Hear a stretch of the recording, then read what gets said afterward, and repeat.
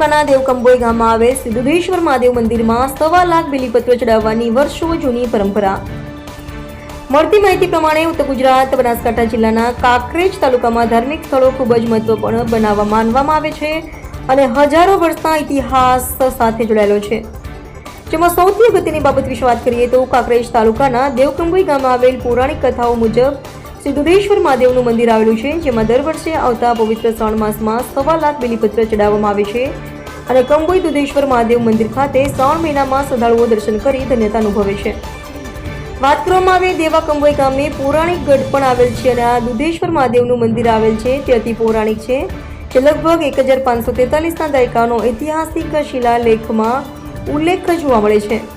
ત્યારે આ દુધેશ્વર મહાદેવને કંબોઈ ગામના ભાવિક ભક્તો દ્વારા દર વર્ષે 1.25 લાખ જેટલા બીલીપત્રનો એક માસ દરમિયાન અભિષેક કરવામાં આવી રહ્યો છે અને દુધેશ્વર મહાદેવના મંદિરમાં પૂજારી ગાંડાગીરી બાલગીરી ગોસ્વામી સેવા પૂજા અર્ચના આરતી કરે છે અને કંબોઈ સહિત આજુબાજુના શ્રદ્ધાળુઓ દર્શન કરવા માટે આવે છે. જોકે દુધેશ્વર મહાદેવ મંદિર એ આસ્થાનું સ્થાન ધરાવે છે. Reporter DK Naik, Kankrej.